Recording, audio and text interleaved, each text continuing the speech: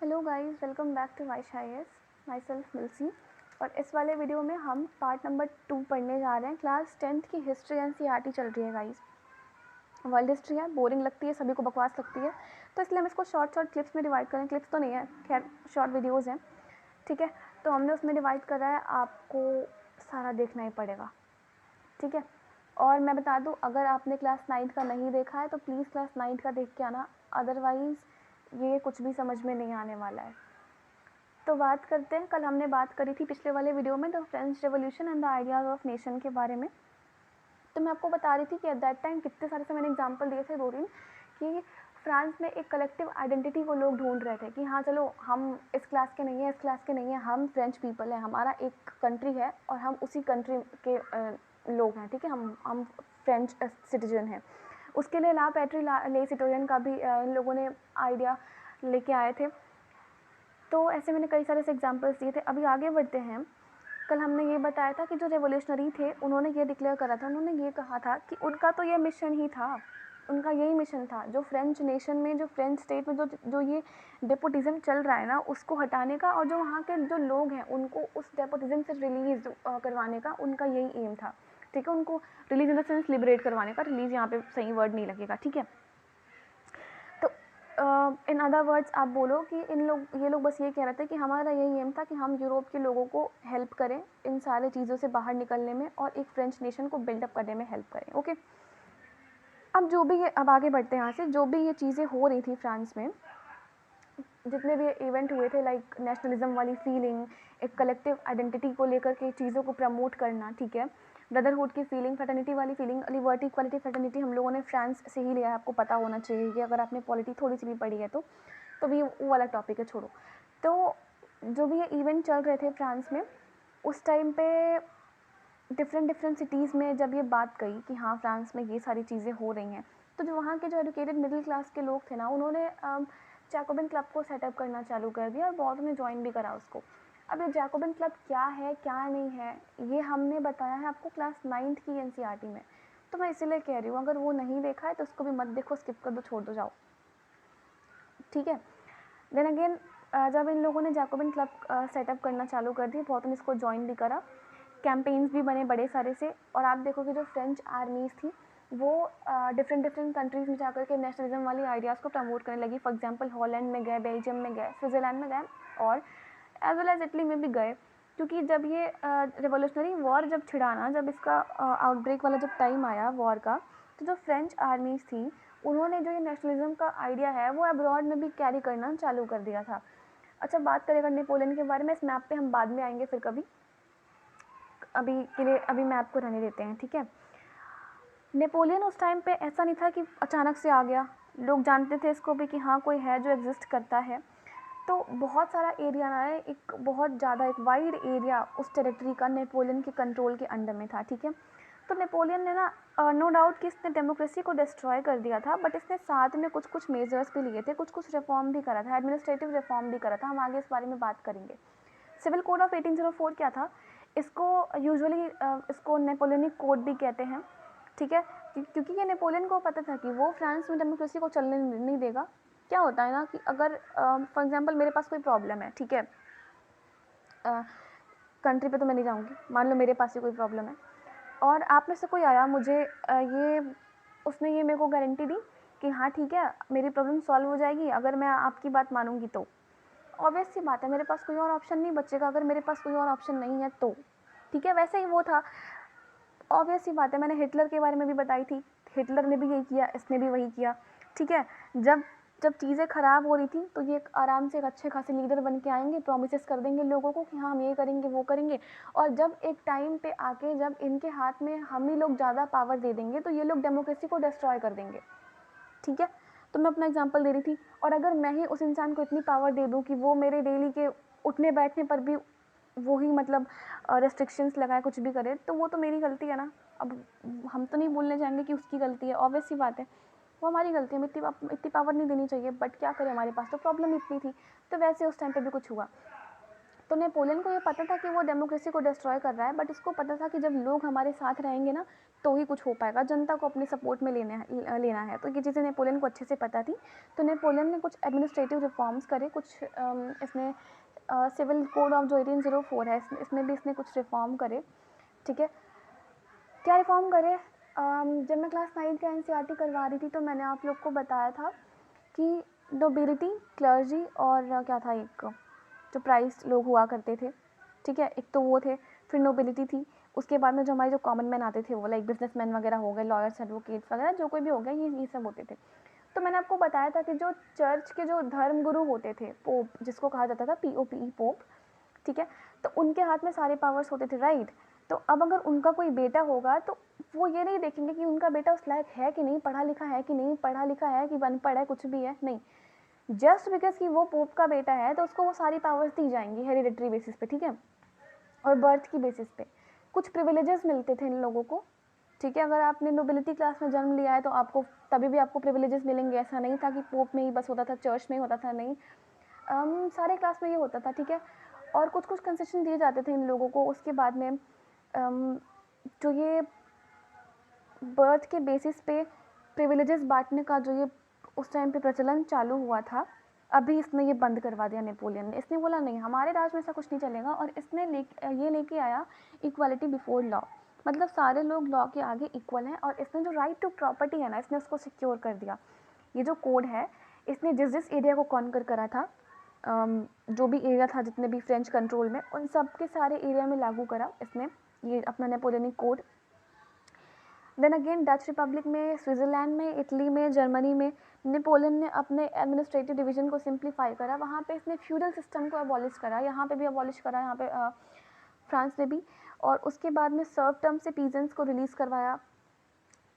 Tricky word है, मैं बताती हूँ। फ्यूडल सिस्टम मतलब शामनशाही, ठीक है। सर्वटर्म मतलब कि कोई पीजेंट्स है जो किसी के यहाँ नौकर बन के काम कर रहा है, किसी लैंडलॉर्ड के यहाँ, ठीक है, बेसिकली वही है ये फ्यूडल सिस्टम। अच्छा, इंडिया में फ्यूडल सिस्टम कहाँ से आया, फ्यूडलिज्म इमर्ज कहाँ से हुआ, अगर किसी को पता हो तो वो कमेंट में बता दो। कमेंट तो कोई करता है नहीं क्योंकि तुम लोग पढ़ते ही नहीं हो।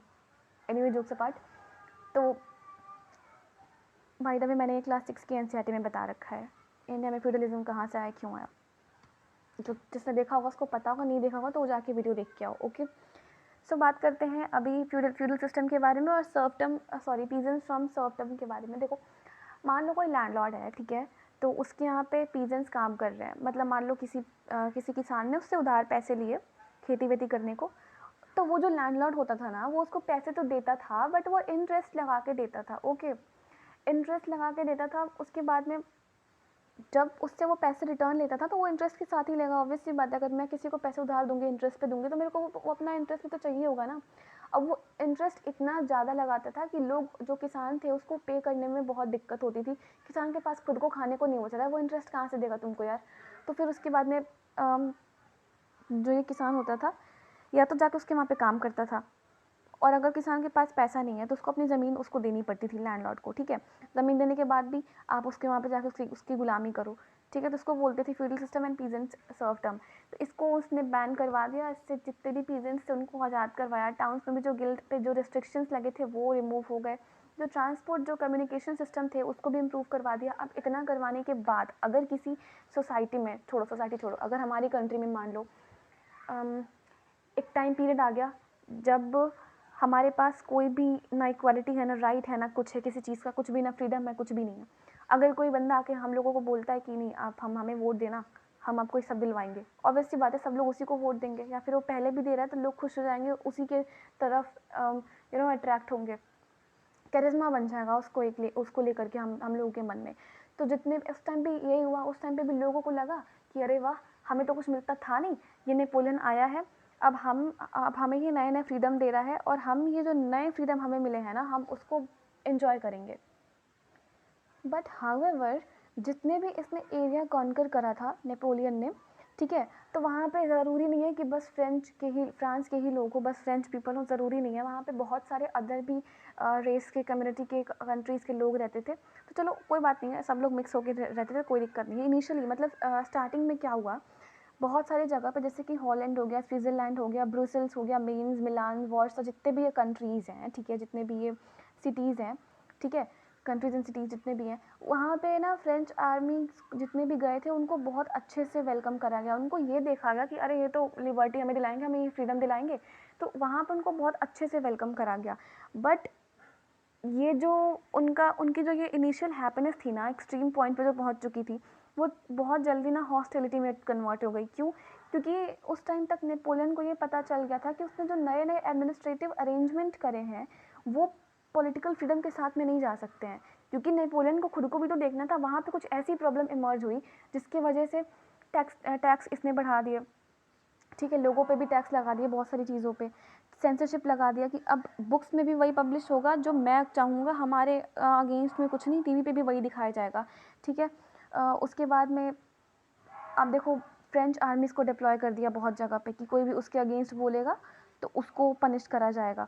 तो ये बहुत सारे से चीज़ें थी जो एडवांटेज भी थी, एडवांटेज में भी आती थी और डिसएडवांटेज भी उनको मिला। ऐसा नहीं था कि कुछ चीज़ें लेके चले आए, कुछ रिफॉर्म लेके चले आए तो सब चीज़ें बढ़िया हो गई, नहीं, ऐसा बिल्कुल नहीं था। बहुत जल्दी उनको ये नेपोलियन के रूलिंग पार्टी को ये रियलाइज़ हो गया कि नहीं हो सकता है ऐसा। हम जो अरेंजमेंट लेके आ रहे हैं एडमिनिस्ट्रेटिव फील्ड में वो हमारे लिए कहीं ना कहीं खतरा साबित हो सकती है, क्योंकि उनको एक टाइम पे पता चल गया था ना कि जैसे लोगों ने हमें पावर दिया एक्स्ट्रा तो हम ऊपर उठ गए, अगर हम कल को लोगों को इतना पावर देंगे तो लोग हमसे ऊपर आ जाएंगे, उसके बाद हमारा राज खत्म हो जाएगा, ठीक है। नेपोलियन फाइनली हार जाता है बैटल ऑफ वाटरलू में 1850 में, नॉट 50, 15, 1815। ओके, आगे बढ़ते हैं। The making of nationalism in Europe. तो देखो एक छोटी सी स्टोरी है इसके बारे में, मैं आपको बता देती हूँ। आज जिसको हम लोग जर्मनी, इटली एंड स्विट्ज़रलैंड के नाम से जानते हैं, पहले ये बहुत सारे अलग अलग किंगडम्स में डिवाइड थी, लाइक डचीज एंड कैंटन्स, जहाँ पे मतलब ये ऑटोनॉमस टेरिटरी थी, यहाँ पे डेमोक्रेसी नाम की कोई चीज़ थी नहीं। ईस्टर्न एंड सेंट्रल यूरोप में आप देखोगे वहाँ पे भी ऑटोक्रेटिक मोनार्कीज़ का ही रूल चलता था। विद इन द टेरिटरी बहुत सारे से डाइवर्स ग्रुप ऑफ पीपल, बहुत अलग अलग ग्रुप ऑफ पीपल जो थे ना वो रहते थे, अलग रेस के, अलग कम्युनिटी के, अलग क्रीड के, ठीक है। और वो कभी भी अपने आप को एक कलेक्टिव आइडेंटिटी के तौर पे नहीं देखते थे, या फिर एक वो कि वो एक हैं, वो जर्मन है, वो फ्रेंच है, वो इंडियन, मतलब इंडियन नहीं थे उस टाइम में, मैं एक एग्जांपल दे रही हूँ कि वो कभी भी उन्होंने ऐसा अपने आप को नहीं देखा, ठीक है। और वो लोग डिफरेंट डिफरेंट लैंग्वेजेस बोलते थे, डिफरेंट डिफरेंट एथनिक ग्रुप्स के थे। बात करते हैं, अगर चलो एक एग्जांपल देती हूँ हैब्सबर्ग एम्पायर के बारे में, that ruled over Austria Hungary, ठीक है। वहाँ पे इतने सारे लोग रहते थे, मतलब वहाँ पे डिफरेंट डिफरेंट रीजन में ना अलग अलग लोग रहते थे। अब मैं यहाँ पे मैप में तो दिखाने नहीं जाने वाली, बिकॉज ये इंपॉर्टेंट किसी भी एंगल से है नहीं, बस इतना जान लो कि हैब्सबर्ग एम्पायर था जिसने ऑस्ट्रिया हंगरी पे रूल करा है। वहाँ पे डिफरेंट डिफरेंट प्रजाति के लोग रहते थे, ठीक है, और अलग अलग लैंग्वेजेस बोला करते थे। और वहाँ पे जो दबदबा था ना वो ज़्यादा जर्मन स्पीकिंग का था, ठीक है। और आप अगर बात करो तो वहाँ पे इटालियन जो भी कुछ भी लोग थे जो इटालियन बोलते थे, ठीक है। ये लोग कहाँ के थे? लोम्बार्डी और वेनेशिया के लोग थे। इतना इंपॉर्टेंट नहीं है जानना, बट फिर भी मैं एक बार बस, क्योंकि रीडिंग बिटवीन द लाइन्स कर रहे हैं तो हम बता दे रहे हैं, बस इतना जानो।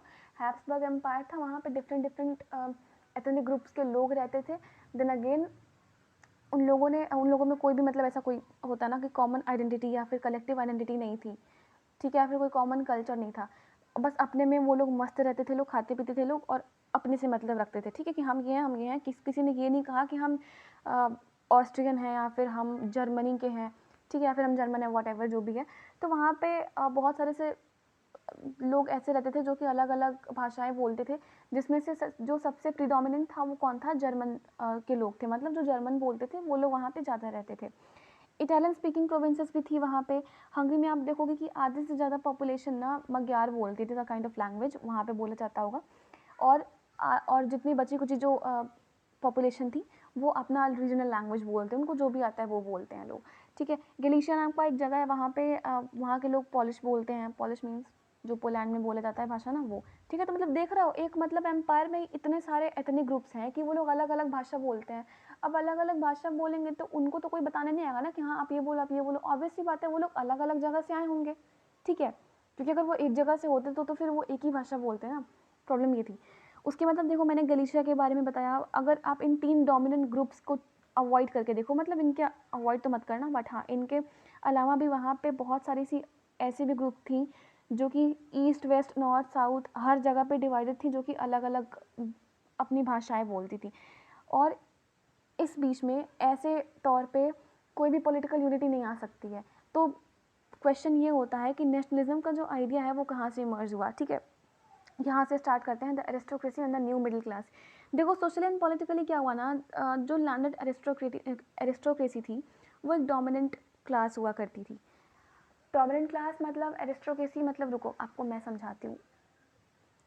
तो ये एक नोबिलिटी का एक कैटेगरी होता है जिसमें जो लैंड ओनरशिप होता है ना, वो उनके नोबल प्रिविलेजेस का एक पार्ट होता है जो बर्थ की बेसिस पे मिलता है, ठीक है। तो उसको बोलते हैं लैंडेड एरिस्टोक्रेसी। तो वो ना एक डोमिनेंट क्लास थी, मतलब socially and politically at that time Europe में यही चलता था, ठीक है। क्योंकि यूरोप की आधी से ज़्यादा पॉपुलेशन ना खुद ही पीजेंट्स थी, मतलब पीजेंट्री की ही पॉपुलेशन थी वहाँ पे। तो ये जो लोग थे ना वो मैरिज जो मैट्रिमोनियल जो टाइज होते हैं उनके थ्रू कनेक्टेड थे एक दूसरे से, उनके थ्रू यूनाइटेड थे। और ये लोग जो ये क्या बोलते हैं, जो लैंडेड एरिस्टोक्रेसी में जितने भी लोग आते थे वो उनके मेंबर्स जो थे वो कॉमन वे ऑफ लाइफ से वो मतलब यूनाइट करते थे अपने कल्चर को। मतलब इनमें ऐसा नहीं था कि मैं ये हूँ मैं वो हूँ, उनका एक सिंपल सा था कॉमन वे ऑफ लाइफ था उनका, उसी के थ्रू ये लोग यूनाइटेड थे।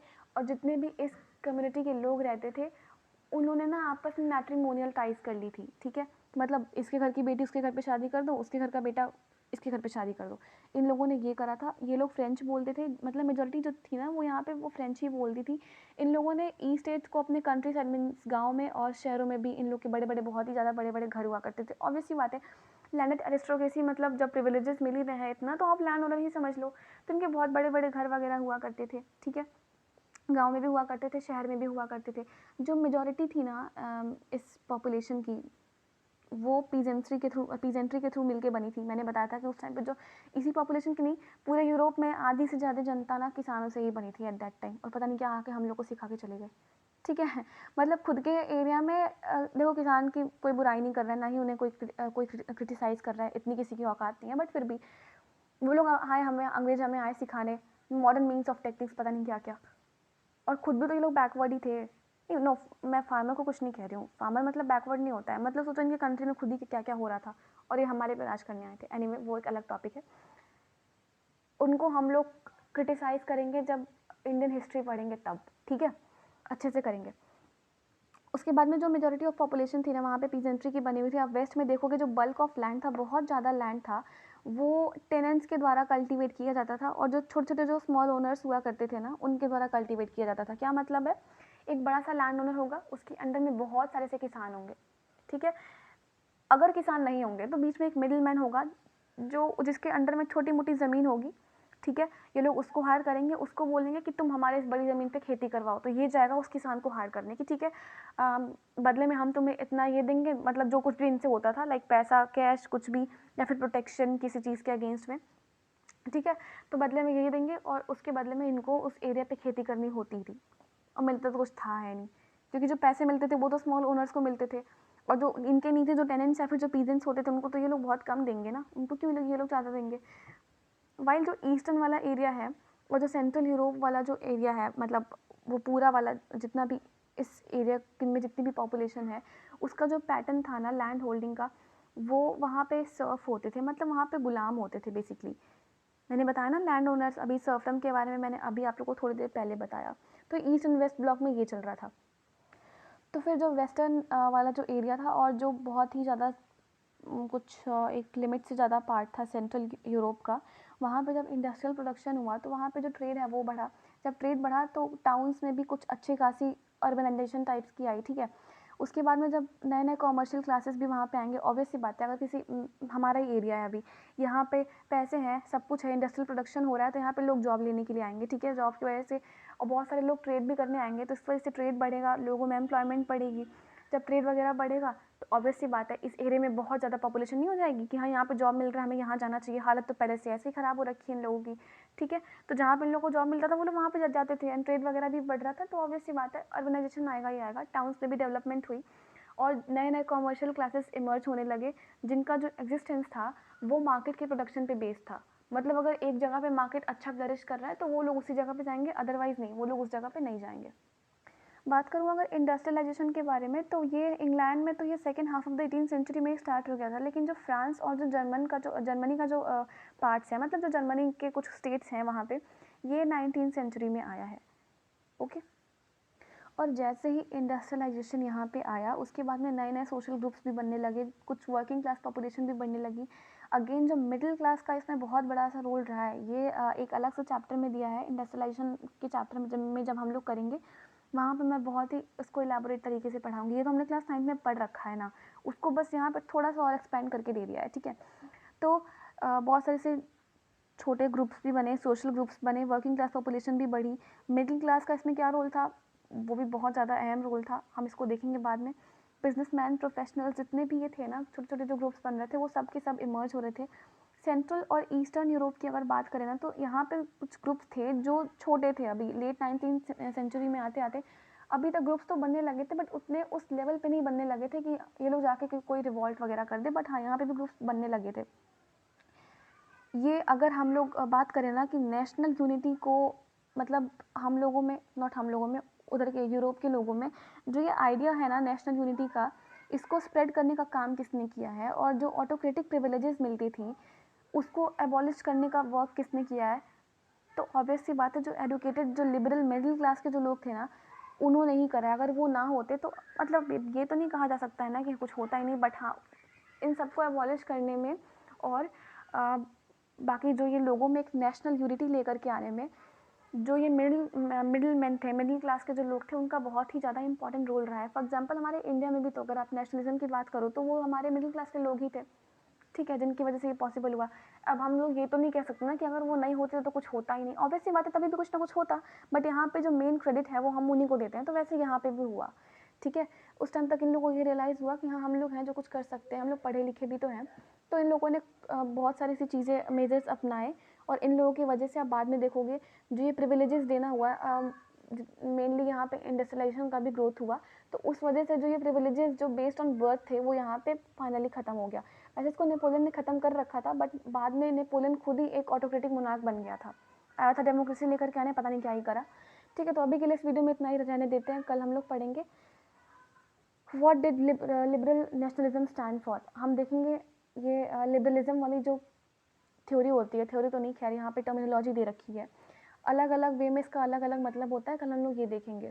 सो वीडियो को एंड करने से पहले एक इंपॉर्टेंट इन्फॉर्मेशन एज यूजुअल, कि जो भी एस्पिरेंट सीरियस होकर के यूपीएससी की प्रिपरेशन करना चाहते हैं, कर रहे हैं, वो यहाँ पे दिए गए व्हाट्सएप नंबर पे हमारे वाइस सर को मैसेज कर सकते हैं। नो मैटर व्हाट, आप कब से प्रिपेयर करते हो कब से नहीं, बट हाँ आप एक बार सर को मैसेज कर लो। आप सर को इंस्टाग्राम पे भी मैसेज कर सकते हो, सर को मेल भी कर सकते हो, बट आप सर को मैसेज पर्सनली कर लो, उनका ये पर्सनल व्हाट्सएप नंबर है, सर खुद ही रिप्लाई करते हैं, कोई ग्रुप्स वगैरह नहीं बनी है, सर की पर्सनल मेंटरशिप यहाँ पे प्रोवाइड होती है। Okay, so thank you very much, have a great day ahead guys.